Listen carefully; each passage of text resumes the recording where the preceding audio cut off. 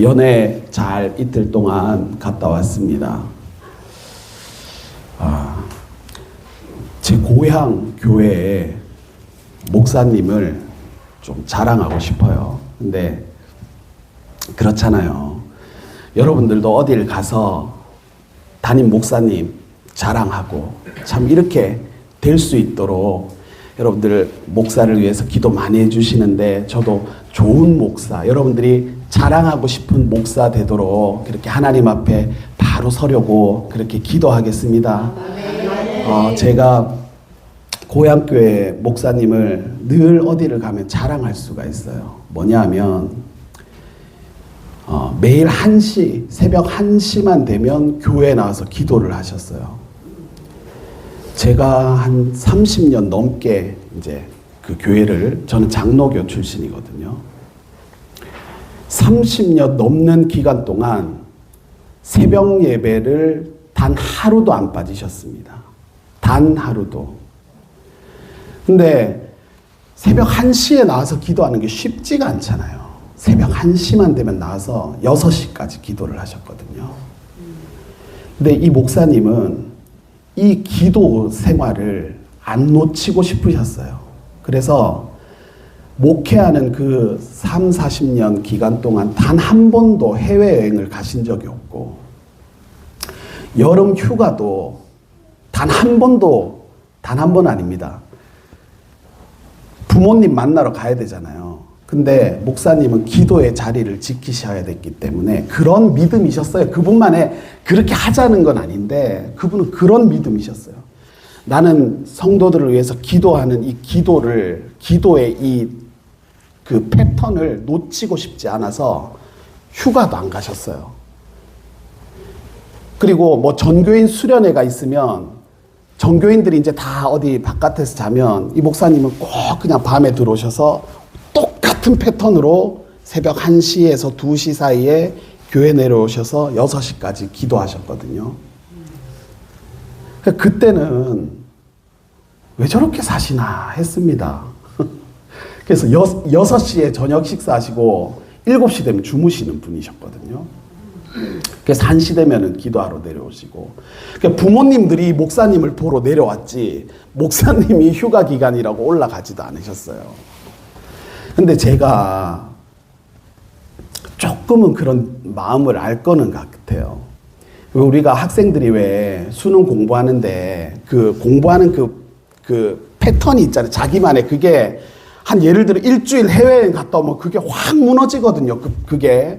그러니까 그거를 다시 잡기 위해서는 또 굉장히 힘들단 말이에요. 제가 2박 3일 이렇게 이제 이틀 갔다 오는 이런 것들도 물론 필요합니다. 왜냐하면 연합도 해야 되고 여러 가지 또 그런 부분들도 있기 때문에 했는데 최소화해야 되겠다.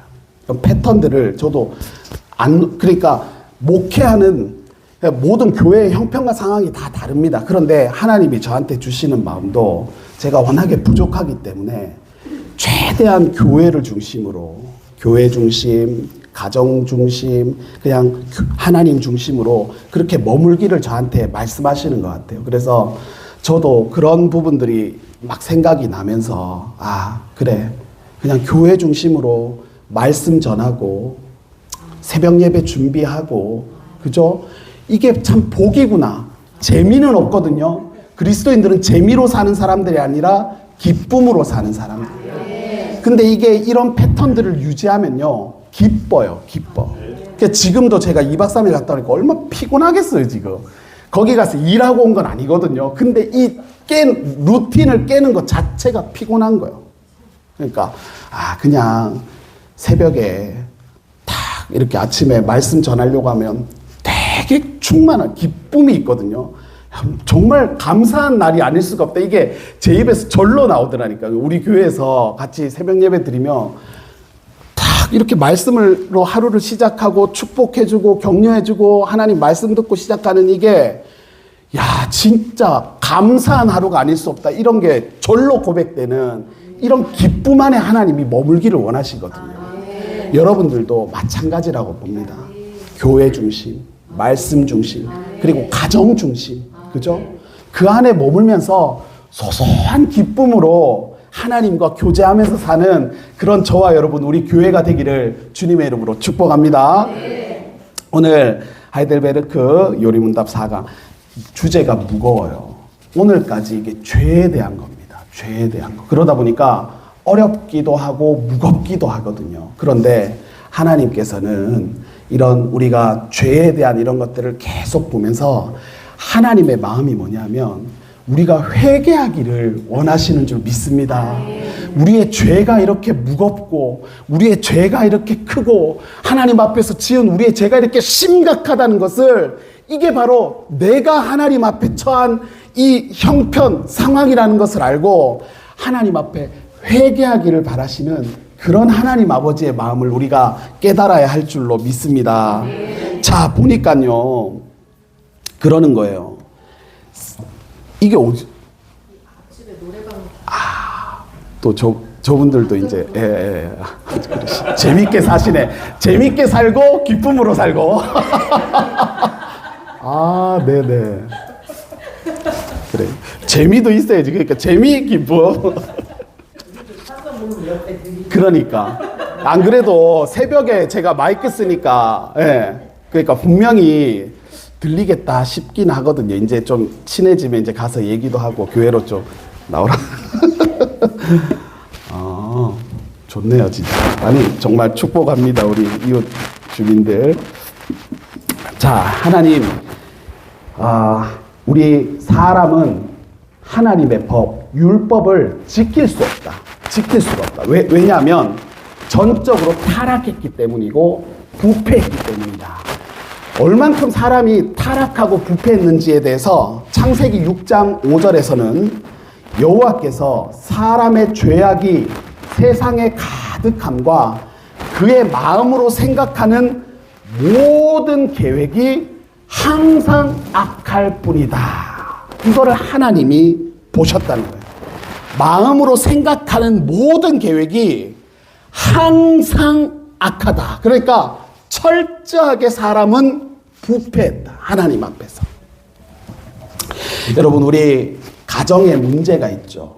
그리고 우리 교회에도 문제가 있을 것이고 자녀의 문제가 있을 겁니다. 이런 것들이 계속 이게 반복되고 일어나는 이유도 어쩌면 우리의 타락한 본성들이 만들어내는 문제다라는 것입니다.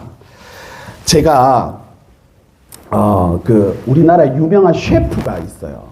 근데 이 셰프가 자기가 이제 모임을 이제 우리나라에서 왜 요즘에 셰프로 유명하잖아요. 이 음식 만드는 사람들이 유명해져 버렸잖아요. 요즘에 음식에 관심이 많이 생기니까. 그래서 이 셰프가 자기가 30년간 모임이 있었대요. 이렇게 부부 모임 같은 친구들하고 다 이렇게 모이는 그 모임에 가지 않게 된 이유를 방송에 나와서 한번 얘기를 한 적이 있어요.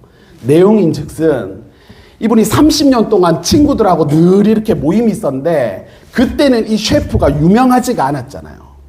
근데 이제 방송에 나오고 이러면서 이 사람이 유명해지니까 친구들 사이에서 그 모임 사이에서 이제 얘가 잘 되는 거를 축복해 주면은 좋은데 시기하고 질투하고 이런 일들이 이런 마음들이 이제 그렇게 생겼다 그런 게 느껴지잖아요. 어느 날 친구들하고 이제 2차에서 술자리를 해가지고 술이 잔뜩 취했는데 그 셰프의 친구 한 명이 야, 오늘 2차 이거 술값은 누가 내냐? 이렇게 물은 거예요.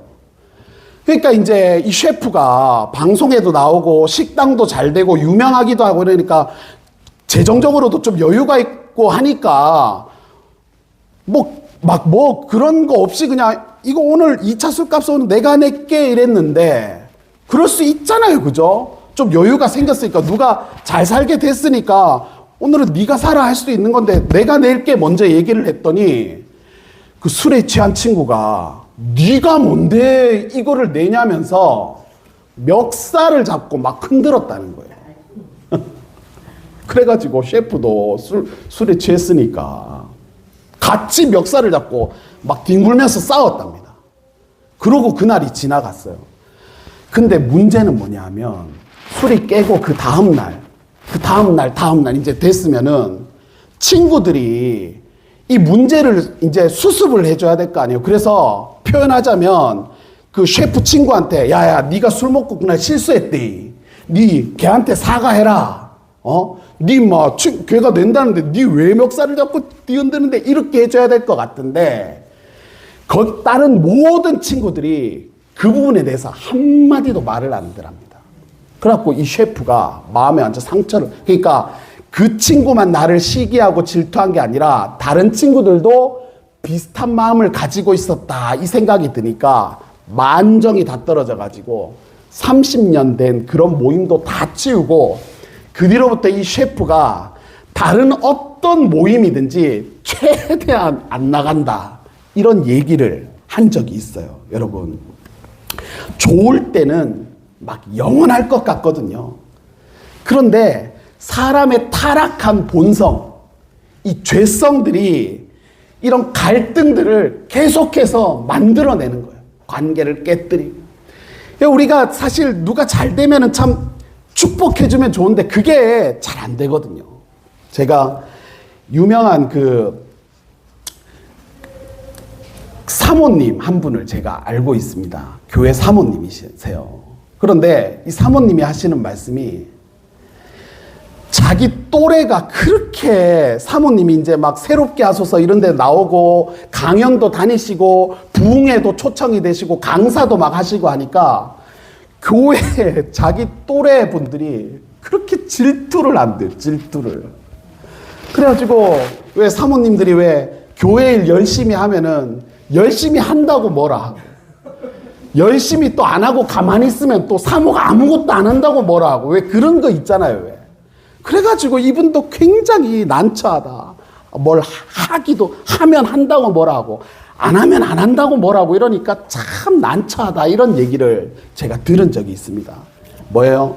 사람의 타락한 본성이 자꾸만 이런 문제와 갈등과 미움과 시기와 질투 이런 것들을 만들어내는 거거든요. 그래서 우리도 뭐냐면 이 타락한 본성 때문에 우리는 하나님을 율법이 뭐라고 했어요? 하나님 사랑과 이웃 사랑. 이것이 온 율법과 선지자의 강령이다. 율법을 한마디로 하면 하나님 사랑, 이웃 사랑인데 우리는 이웃을 사랑할 능력도 없고 하나님을 사랑할 수 있는 능력도 결여된 상태다라는 것을 이제 이제 성경이 말씀을 하는 것입니다. 그러면 우리가 이렇게 질문을 할 수가 있어요. 그게 구문이지 않습니까? 구문.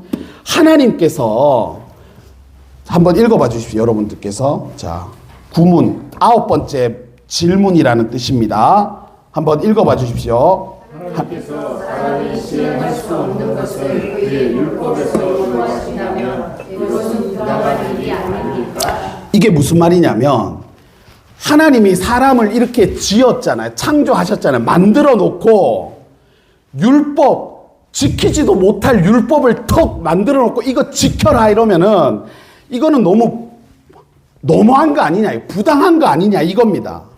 그러니까 지키지도 못할 율법을 지키도록 자꾸만 요구한다. 그리고 벌을 내린다. 이게 맞는 이야기입니까? 이거를 지금 질문하는 거예요. 그러니까 뭐 조금 우리로 예를 들면 운전 같은 거는 운전 면허증이 있는 어른만 할 수 있는 거잖아요.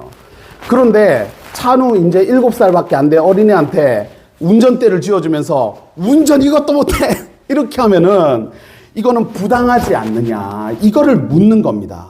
그러니까 하나님이 법을 만드셨는데 율법을 만드셨는데 그 법은 우리가 지키기에는 너무 높은 이상이 아니었나라고 질문을 하는 것입니다. 그런데 이 질문에 대한 답변이 뭔가? 이 질문에 대한 답변이 뭐냐면 창세기 1장 27절에 우리가 지난주에도 보긴 했는데 제가 읽어보겠습니다. 하나님이 자기 형상 곧 하나님의 형상대로 사람을 창조하시되 남자와 여자를 창조하셨다. 하나님은 남자와 여자를 창조하실 때 누구의 형상대로 지으셨다고요? 하나님의 형상대로 지으셨다는 말은 하나님은 사람을 지을 때 선하게 지으셨고 거룩하게 지으셨고 참된 의를 행할 수 있도록 지었다는 말입니다. 그러니까 하나님의 형상이라는 것은 하나님의 외형이라기보다는 하나님의 성품, 이와 같은 선하고 거룩하고 또 참된 의를 행할 수 있는 그런 성품을 닮게 만드셨다라는 것입니다. 그러면 오늘 구문의 9번째 질문에 대한 답이 될 수 있습니까? 답이 뭐예요? 하나님께서는 사람이 하나님의 법을 지킬 수 있도록 창조하셨다라는 것입니다. 자, 그래서 구문의 답을 한번 같이 읽어보겠습니다. 시작. 아닙니다. 하나님은 사람이 행할 수 있도록 창조하셨으나 사람인 마귀의 꾀임에 빠져 고의로 불순종하였고 그 결과 자기 자신뿐 아니라 그의 모든 후손도 하나님의 그러한 선물을 상실하게 되었습니다. 그러함으로 그의 성신으로 그분은 나에게 영생을 확신시켜 주시고 이제부터는 마음을 다하여 즐거이 그리고 신속히 그를 위해 살도록 하십니다. 아멘. 다시 말해서 하나님은 인간을 창조하실 때 율법을 지킬 수 있는 능력과 의지를 가진 존재로 만드셨다라는 것입니다. 그러나 문제는 뭐예요? 우리 인간이 욕심, 내가 하나님처럼 되고자 하는 그 욕심 때문에 하나님의 율법을 어기고 불순종을 통해서 우리는 율법을 어기고 죄 가운데 빠지게 되었다라는 것입니다. 자, 그러면 신문에 보니까 이렇게 말을 하고 있어요. 하나님께서는 그러한 불순종과 반역을 형벌하지 않고 지나치겠습니까? 그러니까 우리가 타락해서 범죄할 때, 우리가 타락해서 죄를 지을 때 하나님은 어떻게 반응하시겠어요, 여러분? 우리가 하나님 앞에 죄를 짓고 타락하고 범죄하고 그 죄의 종노릇을 하면서 시기하고 질투하고 미워하고 한마디씩 말을 톡톡 쏴가지고 상처를 주고 이럴 때가 있잖아요, 우리가 살다 보면. 그러면 하나님께서는 그것을 어떻게 두고 보시겠어요? 어떻게 하시겠어요? 그런 타락한 상태를. 어떨 것 같아요? 그러면 있잖아요, 뭐라고 하냐면 우리가, 근데 이런 게 많아요. 하나님은 우리가 그 죄 짓는 모습을 보면서 마음 아파하고 계신다. 맞죠? 그리고 어쩔 줄 몰라 하신다. 막 우리가 죄 짓는 거 보면 저 어떡해 막 이렇게 안 돼 형철아 죄 짓지 마 막 이렇게. 그리고 또 우리가 흔히 하는 게 용서해 주신다. 근데 이게 다 맞아요. 다 맞는 데 있잖아요. 우리가 하나님의 성품을 바로 알 필요가 있습니다. 이 우리가 짓는 죄에 대해서 있잖아요. 하나님이 얼마나 단호하신지를 한번 보겠습니다. 하박국 1장 13절인데요. 그 어디 있냐면 여러분들 그 그 신문 제일 밑에 있어요. 제일 밑에 보면 하박국 1장 13절 있죠. 찾으셨나? 그 밑에서 바로 위에 줄 하박국 1장 13절. 여기 보니까 우리가 죄를 짓는 것에 대해서 하나님은 어떻게 보시냐면 주님께서는 눈이 맑으심으로 악을 보고 참지 못하시며 패역을 보고 그냥 계시지 못하는 분이십니다 라고 합니다. 그러니까 하나님께서는 우리가 죄 짓는 걸 보고 막 마음 아파하시고 그런 성품이 있으죠. 그런데 본질적으로 하나님은 죄를 그냥 못 보시는 분. 그래가지고 죄를 혐오하시고 죄를 반대하시고 죄에 대해서 무관심하실 수가 없기 때문에 하나님은 그 죄에 대해서 심판하는 하나님이라는 거예요. 그런 하나님의 성품에 대해서 시편 7편 11절에 보니까 뭐라고 합니까? 하나님은 공정한 재판장이시오. 언제라도 악인을 벌하시는 분이시다. 우리가 이걸 알고 하나님을 너무 있잖아요. 왜? 그냥 동네 그냥 손자를 봐주는 우리 할아버지, 그 손자가 버릇없게도 뭐 이렇게 뭘 해도 그냥 웃어주는 할아버지인 것만은 아니라는 겁니다. 언제라도 이 죄에 대해서는 단호하게 책망하시고 벌하시는 분이 우리 하나님이다라는 거를 우리가 좀 알아야 되는 거예요. 자꾸만 우리는 용서받았다 이러니까 뭐 그냥 어디 그냥 너무 털털한 그냥 저 산타크로스 할아버지와 같은 그런 모습만 있는 것이 아니라 분명하게 죄에 대해서 단호한 분이시다라고 말씀합니다.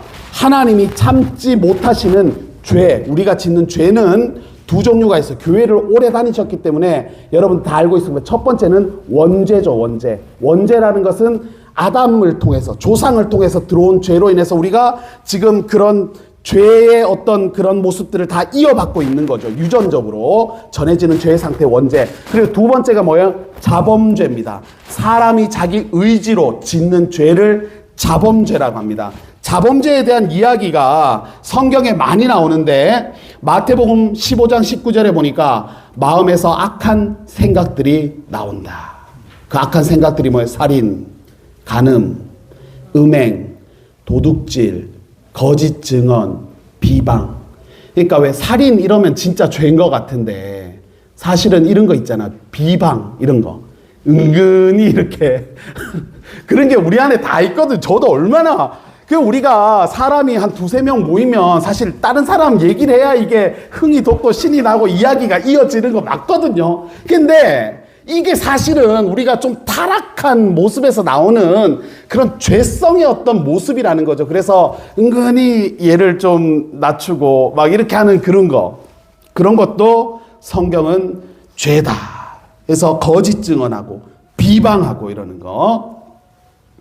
자, 또 갈라디아서 5장 19절에 보니까 육체의 행실은 환히 드러난 것들입니다. 곧 음행, 더러움, 방탕, 우상숭배, 마술, 원수매중, 다툼, 요런 게 이제 우리잖아요. 시기, 분냄, 성질 확 내고, 분쟁, 분열, 파당, 질투, 술취함도 죄네, 세상에.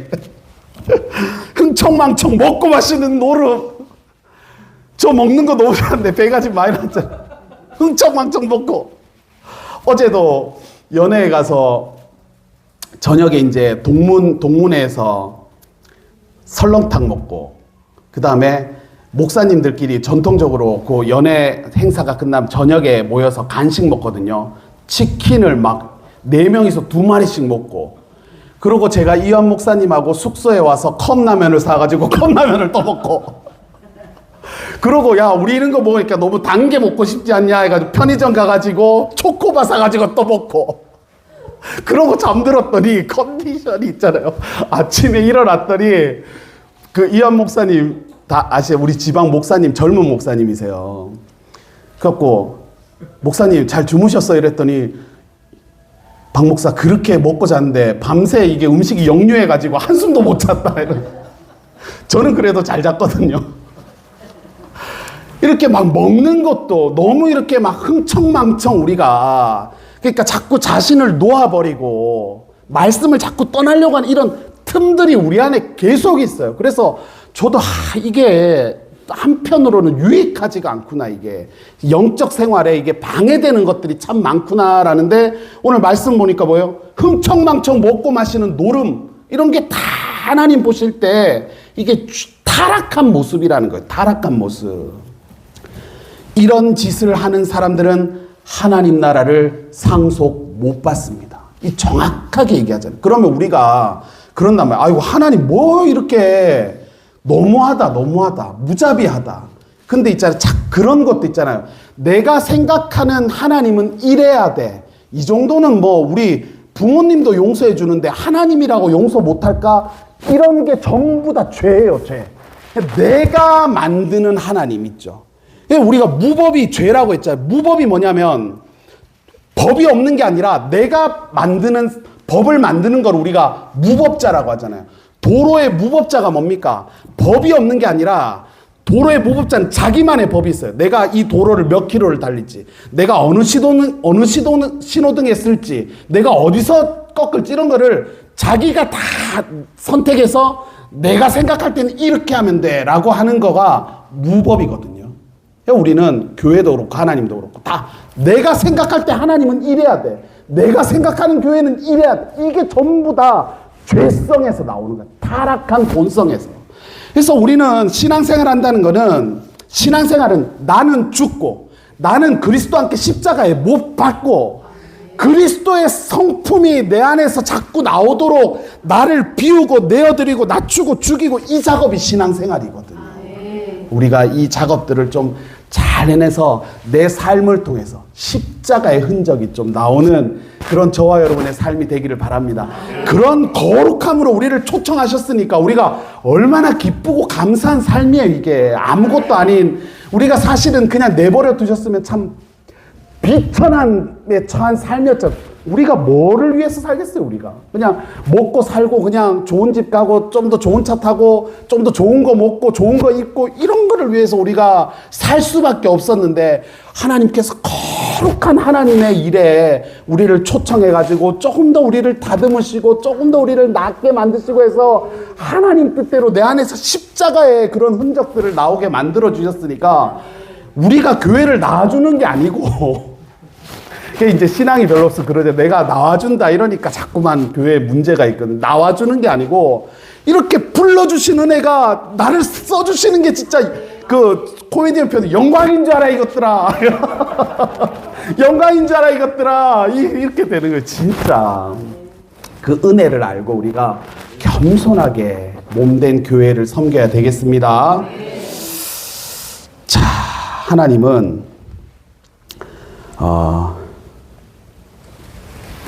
참지 못하는 죄가 두 가지가 있었고, 그래서 자범죄가 야고보서 1장 14절 15절에 보니까 사람이 시험을 당하는 것은 욕심에 이끌리고 꿰매 빠지기 때문이다. 욕심이 잉태하면 죄를 낳고 죄가 자라면 죽음을 낳는다. 자, 하나님은 법을 세우시는 분이고 지키지 않은 인간에게 진노하시고 벌을 내립니다. 그러니까 하나님 본성상 죄를 모른 척 할 수가 없는 거예요. 그래서 우리는 우리의 죄에 대해서 공정한 심판으로 형벌하신다. 그 하나님의 형벌은 우리가 죄를 지음으로 말미암아 우리가 이 땅에서 죄의 결과들을 보게 되잖아요. 그죠? 그래서 각종 어려움과 비천한 상황들에 처하게 되는데, 이것은 영원에까지 이르기 때문에 영원한 형벌 가운데 우리가 놓이게 되는 운명이었다라는 것을 말씀합니다. 이것은 하나님이 우리를 협박하는 게 아니에요. 우리는 심판받을 거야 라는 이 인간의 어떤 운명에 대해서는 하나님이 협박하는 것이 아닙니다. 그러면 이제 여기서 다음 질문하고 연결이 돼요. 그러면 야, 하나님 그럼 자비로우신 분 아니야? 이거를 11문에서 지금 묻는 거거든요. 그러나 하나님은 또한 자비로운 분 아니십니까? 이렇게 무자비하게 형벌을 내리실 거예요? 이게 지금 11문의 질문입니다. 맞죠? 하나님은 의로우신 분이시죠. 그래서 죄에 대해서는 의롭기 때문에 심판하셔야 되죠. 그 심판은 몸과 영혼으로 받는 영원한 형벌이라고 했습니다. 그러나 하나님의 성품은 뭐가 있어요? 자비로우심이 있어요. 그래서 의로움으로 심판을 해야 되는데 자비로움으로 뭐를 하시냐면 인간이 죽지 않도록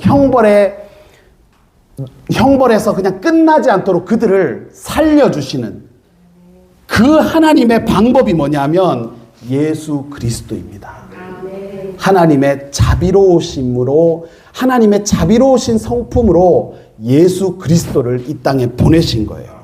그래서 우리가 그리스도께서 우리가 받아야 할 하나님의 진노와 형벌을 대신 받게 하시고 우리를 당신의 자녀로 삼을 수 있는 기회를 주신 것이죠. 이것은 모든 성도에게 구원을 주시는 하나님의 복음인 줄로 믿습니다. 하나님이 의로우신 분이심을 어디에서 기록했나 봤더니 마태복음 25장 46절에 보니까 그들은 영벌에, 의인들은 영생에 들어가리라 하시니라. 그러니까 하나님은 의로우시기 때문에 죄인들은 영벌에 처하시고 의인들은 영생으로 하나님이 인도하신다는 거예요. 저와 여러분들은 예수 그리스도로 말미암아 영생을 누리는 그런 복된 사람들인 줄로 믿습니다. 자, 그리고 하나님은 자비로우신 분이다. 자비로움의 특징은 우리가 출애굽기 34장 6절에 읽었잖아요. 여호와께서 그의 앞으로 지나심에 선포하시되 여호와라 여호와라 자비롭고 은혜롭고 노하기를 더디하고 인자와 진실이 많은 하나님이니라. 그리고 출애굽기 6장을 보면 이렇게 말씀합니다. 나를 사랑하고 내 계명을 지키는 자에게는 천대까지 은혜를 베푸시니라. 하나님께서 우리가 예수를 믿으면 너와 내 집이 구원을 받는다라고 했는데, 우리가 예수님 잘 믿고 그분의 말씀대로 살면 우리만 복을 받는 것이 아니라 우리 자자손손 천대까지 하늘 복을 누리게 되는 약속 안에 우리가 거하게 된 겁니다. 그러니까 여러분, 우리가 자녀들을 위해서 해줄 수 있는 게 많지가 않잖아요. 그리고 물질적인 거 그런 거 해줘봤자 이게 이 답이 아니잖아요. 우리가 살면서 다 겪어봤잖아요. 자녀들한테 뭐 유산을 많이 준다고 해서 자녀들이 잘 되는 게 아니고, 여러분, 예수 복음을 전하는 것이 가장 큰 자녀들에게 줄 수 있는 부모의 선물인 줄로 믿습니다. 말씀을 보니까 나를 사랑하고 내 계명을 지키면 천대까지 내가 은혜를 베풀겠다. 그런 하나님의 약속 안에서 자녀와 자손, 우리 가정을 위해서 여러분들 기도 많이 해주시고, 기도하는 그런 부모의 중심을 보여주면 자녀들이 언젠가는 그 부모의 기도 때문에 하늘 복을 받게 되는 줄로 믿습니다. 우리는 어떻게 보면요, 다 기도 때문에, 누군가의 기도 때문에 살고 있거든요. 여러분들 인복 많으시죠? 인복 많으실 겁니다. 주변에 좋은 사람들 많을 거예요. 저도 살면서 진짜 인복이 많은 사람이거든요. 근데 그런 인복이 어디서부터 왔냐? 누군가의 기도를 통해서 하나님이 이렇게 좋은 사람들을 보내주신 거예요. 우리는 이미 천대까지 주시는 하나님의 은혜 가운데 놓여있는 사람들입니다. 그러니까 늘 하나님 그 은혜에 감사하면서, 여러분, 죄 짓는 거 이거 우리 조심해야 됩니다. 이거 하나님 안 기뻐하세요. 그냥 안 기뻐하시는 것이 아니라 거기에 대해서 심판한다고 했습니다. 우리가 하나님을 두려움으로 믿을 필요는 없지만, 그러나 이 죄에 대해서 우리가 너무 둔감해져 있다면 하나님 성령께서, 우리 구문에서 그랬잖아요. 성령의 도우심으로 말미암아 하나님, 제가 이 죄로부터 과감하게 벗어날 수 있도록 도와주십시오. 하나님 살려주십시오. 여러분, 다윗이 그 우리아의 아내 밧세바를 범하고 나서 뭘 했습니까? 주의 성령이 내게 떠나지 않기를 얼마나 하나님 앞에 기도했습니까? 우리 삶에 성령이 떠나면 아무것도 아닙니다. 죄를 지으면 성령이 함께 못 하시는 거거든요. 그래서 여러분들 늘 하나님 앞에 나오십시오. 회개하시고, 하나님 진짜 잘못했습니다. 저 살려주십시오. 저 도와주셔야 됩니다. 하나님 기회를 주십시오. 성령이 떠나면 안 됩니다. 이런 간절함으로 자손들을 위해서 기도하시고 하늘 복을 누리시는 저와 여러분 되시기를 주님의 이름으로 축복합니다.